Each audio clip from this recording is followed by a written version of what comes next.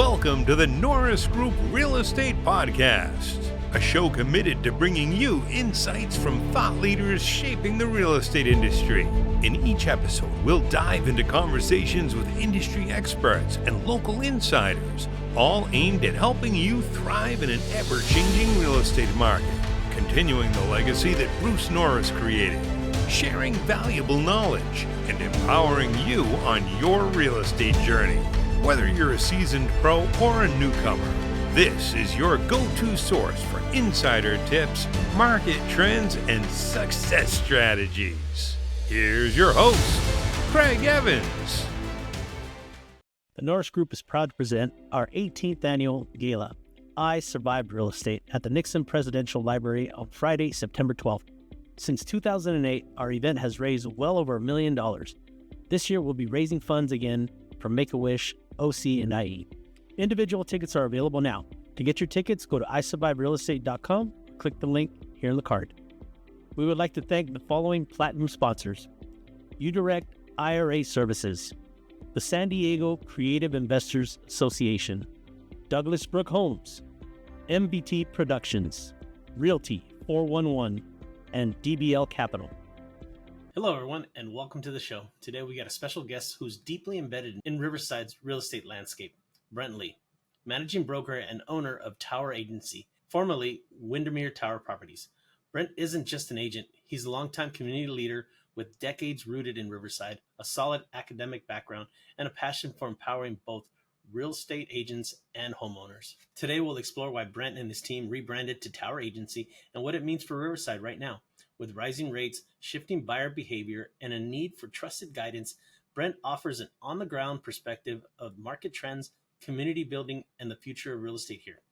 Whether you're looking to buy, sell, invest, or just stay informed, today's conversation offers real insight from someone shaping the industry and the neighborhoods they serve. All right, so let's get to it, Brent. Thank you. First of all, thank you for being on with us. Thanks for having me. Awesome. So now you're lifelong, were you born in Riverside or just grew up in Riverside? Officially, I was born in Whittier, but my family moved here when I was 3. Okay, so if you ask a Riverside native, no, I'm not a native, but so you're not born and raised, you're just raised. Just raised. All right. Well, what were you gonna be when you were growing up early on? Like, what was like? I know. I was just gonna play baseball for the Dodgers, but like, what were you gonna do? Well, once I realized, you got a lot closer than I did, but Magic Johnson was my hero growing up, so I always wanted to play for the Lakers. But I realized my skill set and my height and my athleticism did not align with that goal. So after that was crushed, I wanted to be a dentist like my dad. Okay. But once I started taking some of those higher level science classes, realized that probably also wasn't my career path. So I really didn't know. When I graduated from college, I wasn't sure exactly what I was going to do. That was going to lead to my next question. So who was your biggest influence growing up? Because you have a brother and sister, mom and dad, who was would you say your biggest influences? I think you kind of gave us a hint there. Yeah. I think, I was close with my family growing up, still am. So I think probably my first mentor that I can think of growing up was my grandpa on my dad's side. He was an educator, hard worker, nice guy, really big on relationships. He always cared about what I was doing, what I was into, wanted to learn more about that. So I always wanted to be like my grandpa growing up. But then too, my parents were set a good example. They were big in supporting the community and hard work and giving back. So I was lucky to have lots of family mentors growing up that wanted to make the community better. So it was easy to follow in that lead for me. Where did you actually go to college? And how did that change? Like, what were you going to be coming out of college? So, in college, once I realized that I wasn't going to go into any medical or science related thing, I thought I actually wanted to go into the military, maybe work in either Defense Department, intelligence, something like that.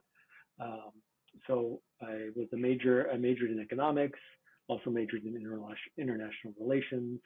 9/11 happened in my junior year in college, so that was kind of a really inflection point for me on on who I was and what I wanted to do. But then after I graduated, I met with the Navy. I quickly learned that my life would belong to the government and that I didn't have a lot of say in the direction in which I wanted to go. I remember sitting down with a neighbor recruiter for officer candidate school, and I told him I wanted to go and do intelligence, but he looked at my bio and kind of looked at my skill set, and he's like, "Yeah, I think you'd be really good at supply chain." And I was like, "Supply chain? Like, no, I want to do intelligence." He's like, "Yeah, I think supply chain would be a really good opportunity for you." I was like, "No, I really want to do intelligence." And he's like, and then he kind of like stopped me. He's like, "Son, when you join the Navy," and I'm kind of paraphrasing, he's like, "we pretty much tell you what you're going to do." So that was a good reminder for me that maybe also the Navy wasn't a good career path for me. So opportunity opened up. My mom owned a real estate company. I had my real estate license. That was kind of part of being a lead growing up. Once you turned 18, you had to take your real estate test, whether you wanted to be in real estate or not. So I had that. My mom had an opening in her property management division. She needed some help. Really didn't want to do it, but needed a job. And I said, "Yeah, it's only a year. I can do anything for a year." So, 20 years later, 22 years later, still here. Yeah. That's how I was going to say, how did you get back into it? But now, as you started to work and, you had that background of, giving back and being a leader, and as you became more of a leader in the community and business, can you tell the audience who Bob Stockton was and what his mentorship meant to you? Yeah. So, Bob was like a community giant. Like, he was a small in stature. I think he weighed all of 120 pounds. But man, he was just bigger than life. He was an engineer by trade, but that's just what he did. That's not who he was. He really cared about fitness, like taking care of yourself. He cared about other people taking care of themselves, and then also making sure that you gave back to the community. So he really invested in his health, and he really invested in Riverside, and people looked up to him across the city to get his opinion on things about what the future of Riverside and the Inland Empire should look like, and how we were going to get there. So not only did he have the vision, which I think is a rare trait, but he also had the know-how to make that vision a reality. So I really connected with him back in 2012, I would say. I was entering my early 30s. I just had my first kid. I was struggling kind of with my own health, and I was really blessed to have good metabolism. I was kind of always a skinny, fit guy. But once I turned 30, that wasn't always the case. And so Bob really encouraged me to make it fun, make health fun. One thing that sticks with me that I remember is once you have fitness, you got to keep it up, because it's really hard once you get out of shape to get back into shape. So just having that consistency with everything you did, whether it was your health, your business, your commitment to the community, I kind of carried forth that practice like he did. So really blessed to know him for the time I did. And he really just kind of changed how I thought about my community, how I thought about my family, and how I thought about myself. I kind of saw him as somebody who was super connected in places that we all wanted to be when we were, kind of coming up through the ranks, right? And he wasn't afraid to connect people like yourself with, all of his network, right? Oh, yeah. Yeah. He was one, as you recall, when we were starting Pit Group, that group started because we wanted a seat at the table, and we felt like there wasn't room at the table for us at the time. But he was someone that would always make room for you at his table. And if he had access to a table that we didn't have access to, he would make room for you too. So he was one of the big supporters of us starting the Pit Group of young professionals, and making sure that the younger professionals in town were welcomed at whether it was boards, commissions, Chamber of Commerce. He wanted to make sure that young people had a voice, and that they had their perspective at the table as well. So a lot of the stuff that we're going to talk about is culture and what makes you who you are. So how would you describe the culture at Tower Agency? Um, it's hard to kind of summarize in a short way, but I'll do my best. I think it's really about collaboration, right? We're in a competitive industry. We're salespeople. We're commission-based income, but I think there's still room to be that and also be collaborative. I come from a mindset of abundancy rather than scarcity, especially in a town like Riverside, where there's 300,000 people just in the city of Riverside. There's over 3 million people in the Inland Empire.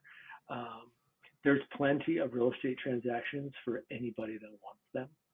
So I think at our office, we try to keep that abundance mindset at the forefront and try to work collaboratively. So my success is my agent's success. My agent's success is all the agent's success. So if we keep that in mind and worry about competing against other brokerages rather than ourselves, I think that kind of sets the standard for that culture. And then also realizing that real estate is more about just transactions, right? It's about relationships. And I think people want to work with others who are like them. So we really encourage agents to try to be places where they're going to meet people and interact with people that they want to hang out with and they want to do business with. And I think if you do that, you'll be able to build great relationships and lifelong clients, because we all know that the cost of acquiring a client is very expensive, but keeping a client is a bigger value. So I think just that collaborative mindset, building on relationships, and then realizing we're really lucky to be able to do what we do. And for those of us that are successful, we should be giving back. And that doesn't just necessarily mean money, but it can. But it means giving back your time, right? So my agents that are involved with that go to church or involved with church, I say, hey, that could be a place to start. Get involved with your church, get involved with your church community. Yeah, and I'll talk a little bit more about that too as we go through here. Now, you started by working with your mom, but you've been running the show there for a while. Now, why was this the right time? Because you just did a rebrand. So why was this the right time to rebrand from Windermere Tower? And what does that shift mean for the city of Riverside and the area? Yeah, so I think we always joke at our office. I mean, my mom started this company in 1989. Her and I partnered together in 2012. And we always thought of ourselves as a small business. We are a small business, but we're a 30-year-old startup, right? We've been around for 30 years. We have that history. We've been in the same location, but we try to stay versatile as a small business to try to keep up with the trends and kind of stay ahead of where the market is going. So at the beginning of this year, well, kind of over the last year before that, we kind of saw the market shifting and the need to create more of an agent-centric model, where we were a franchise model before. So we wanted our agents to be the brand. Of course, we wanted to come alongside them because we think we could add value that way. But we thought just the way the market was headed, and to be competitive and to attract and recruit the best agents in our industry, we had to change the way we did business. So we wanted to keep with who we were, what we've always been with Tower, but rebrand ourselves, get away from the franchise, save some costs there, and really let the agents be at the forefront of what they do and who they do business with. So we did that in January, and it's been a big success. We didn't lose any agents. In fact, we've grown by about 20 agents in the last 12 months. So we're really glad for the agents that we have, and that they bought into this kind of direction that we were headed in. So we're really lucky, I think, to do what we do and who we do it with. Well, I was kind of joking to myself that I'm gonna have to charge you some marketing fees for, I walk twice a day 2.5 miles, and I like my hat's starting to look like Kershaw's hat with all the sweat stains on the tower hat. But anyways, so growing up in Riverside, and you just talked about how your grandfather was a huge influence and he was an educator. Your wife's family is heavy into education. So you yourself, you serve on the Riverside Unified School Board now, and you've done that for a while. How do those roots come into play on how you actually deal with your agents and how you run your business? I mean, I hope it sets an example for them, that, even the busiest people can still give back in the way that fills their cup. So I think the fact that I'm able to, help clients buy and sell real estate, I'm able to help lead my agents at my office, so that they can serve their clients. So I can manage those two hats and still be able to serve my community on something I'm passionate about, public education. So I think that kind of starts at the top. If you don't, you can talk about giving back, but if you don't do it, it's hard to kind of expect that from others that you work with. So I hope that it kind of just sets the standard for what we are about at Tower. That we're obviously want to be the best at what we do and helping people with their real estate needs, but we can do other things too. Kind of like what we talked about with Bob, right? It's real estate's what we do, but it's not necessarily who we are. So it's important to do both. So I'm going to talk about the market a little bit now. You've had some really, so your agents and your office has had some great success. I see some of the numbers that you guys put out on social media. Now, how are you seeing buyers right now, and how are they acting differently than they did a year ago? Well, I mean, I think there's just been a lot of uncertainty in the market. The stock market, the real estate market typically doesn't like uncertainty. And I think when there's that uncertainty, people are hesitant to make big decisions. And for most consumers, when they buy a house or sell a house, it's a big decision. Likely the biggest, at least economic decision they're going to make in their life. So over the last year, I think because of that uncertainty, we haven't had really predictable results in the market. We've been lucky down here in Southern California that for the most part, the market has remained, fairly stable. We haven't seen prices really go down. There's pockets, I'm sure you can find that have. But overall, the market has really kind of remained kind of stable. Interest rates have made. How are they affecting, especially, people who are trying to get into the market? The barrier to entry in California as a whole is high. And now with the interest rates being what they are, how does that affect them? Yeah, I mean, it's an affordability issue, right? The cost of homes has not kept pace with the income people are earning. So while California real estate has always been high, it's never been higher. And over the last 2 years or so, interest rates have continued to climb, not to historic highs, but doubled or tripled what they were back in 2020, 2021. So while some families could justify kind of extending their budget a little bit because money was so cheap, almost free, now that is not the case. With interest rates over 6% and the average house being over $600,000, I mean, you're talking about entry-level buyers with not a lot of down payment looking at a $4,000 or $5,000 a month house payment. Yeah, that's just not realistic for a lot of people that live in. Well, I just saw that I think it was Realtor.com put out, what you need to afford a house in every state, and I think California was $197,000. Yeah, that's bananas. Yeah. So, are there any parts of the IE is there any parts of Riverside and areas that you work with that are hotter than others? And is there any like hidden gems that like, like these are like not a lot of people are talking about these places, but it's great for families. It's great for values, and what are you seeing out there? Yeah, I mean, I think there's a lot of places like that in the Inland Empire that maybe don't get the light that they should. I think Riverside still has a high ceiling in terms of growth. There's a lot of great things happening in the city.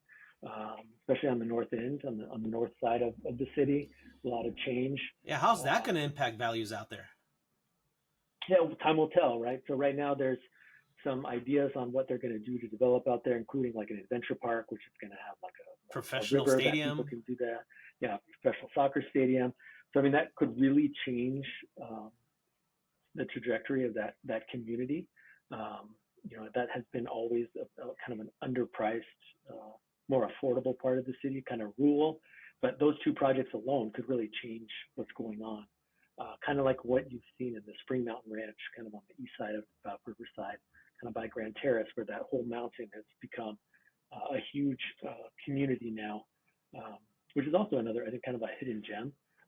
Yeah, that was all warehouses back there before, right? Yeah, I mean, you got nice views. You're close to the freeway.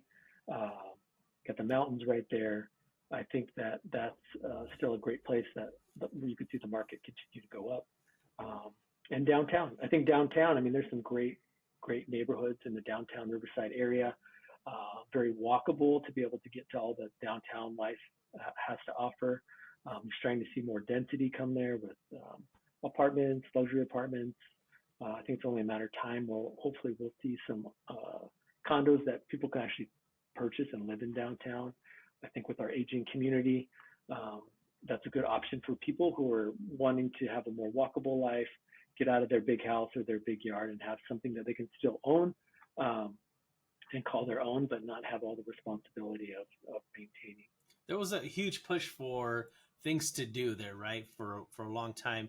And it seems like, with restaurants and things like that, but now it's almost like they're really leaning into the arts and culture, right? That's like where do you see that going in the next few years? Yeah, I mean, I hope the city keeps going in that direction. I'm excited with all the growth and development and restaurants and bars and stuff that is happening in Riverside, giving it some nightlife. But I felt like we've been pretty heavy on that, and we're missing out on opportunities for families. Definitely after hours, it's probably not a place you want to take your family in downtown Riverside just because there's not a lot to do. But I think if we lean in more to the arts and culture scene to attract young families to come downtown, I think we'll get a more balanced community.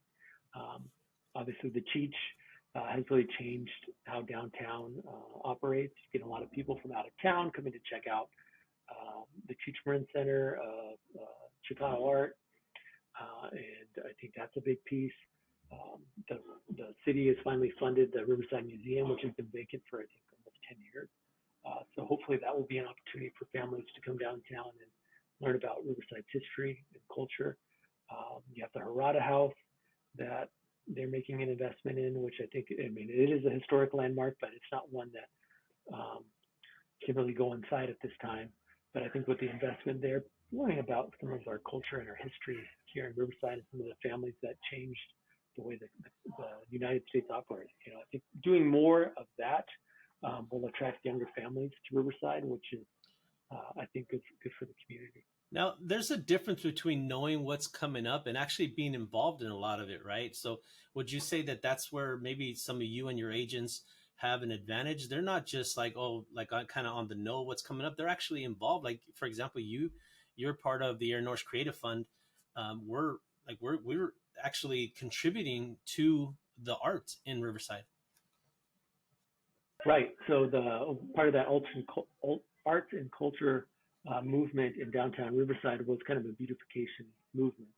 And so there's a mural project that's been started throughout the city, but really with an emphasis downtown. So there's dozens of beautiful murals created by local artists downtown. And as you shared, the Norris Creative Fund stepped up and wanted to honor the legacy of Aaron and what he did for the community and be part of that movement while honoring his legacy. So I think this week we'll be able to share that mural at Arts Walk and contribute to the arts and culture movement downtown while at the same time honoring our friend Aaron.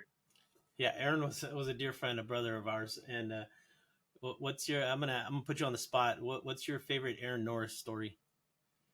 I think I have two.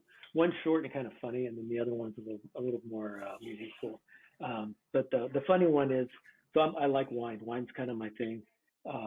Aaron Norris was not a wine guy. He wasn't really an alcohol guy at all, actually. But one day he knew I was into wine, so he's like, "Oh, I got a wine story for you." And he used to work at Coco's, Marie Callender, I think it was Coco's, and he had some customers that he was waiting on, and the customer asked him, "Oh, what type of wine do you have?"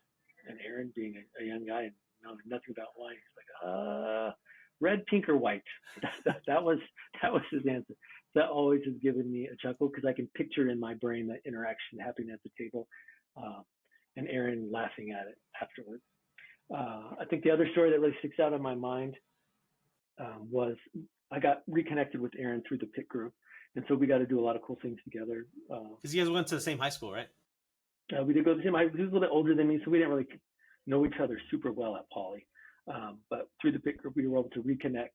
And he was obviously doing a lot. He was working for a family business. I was working for a family business. We both were working on PIT. We were both doing a lot of things for the community.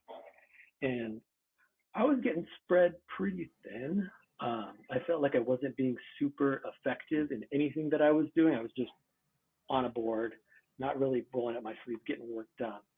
And I was talking to Aaron about that. And he was telling, Aaron was a doer, as you know. Aaron, not only a doer, he kind of, whatever board or commission was on, he was kind of like the leader on getting things done. And that was really important to him. And if you were on a board with him and you weren't getting things done, he would let you know it. So anyways, we're having this conversation one day and he's like, "Brent, you do too much. Because you do too much, you don't do enough." He's like, "You need to learn how to say no." I'm like, "Aaron, it's hard to say no, right? These are like my friends. These are people I look up to, mentors, community leaders. And when they ask me, I feel like I got to say yes." He's like, "Why do you have to say yes? If you're not going to do anything, you're taking the place of someone else who might do something." So Aaron really was the first person to teach me the lesson and kind of give me permission that it was okay to say no. Doesn't mean you couldn't be involved, but just really be effective on whatever you were going to say yes to, and that you were going to make a difference. And so that always stuck with me.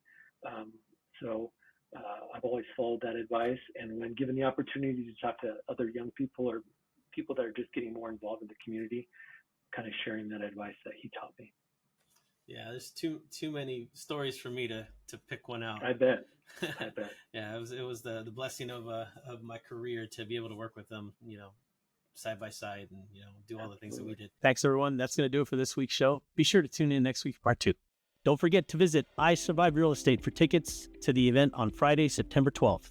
The Norris Group would like to thank the following gold sponsors: Keystone CPA, the Inland Valleys Association of Realtors, Pasadena Phoebe, the North San Diego Real Estate Investors Association, LA South RIA, NorCal RIA, the Wizard of the Wobbly Box, Andy Teasley, Shepherd's Finance, the Thompson Group, Property Radar, and White House Catering.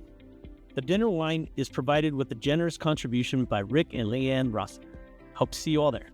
For more information on hard money loans, trust deed investing, and upcoming events with the Norris Group, check out thenorrisgroup.com. For more information on passive investing through the DBL Capital Real Estate Investment Fund, please visit dblcapital.com. The Norris Group originates and services loans in California and Florida under the California DRE license 01219911, Florida Mortgage Lender license 1577, and NMLS license 1623669. For more information on hard money lending, go to thenorrisgroup.com and click the hard money tab.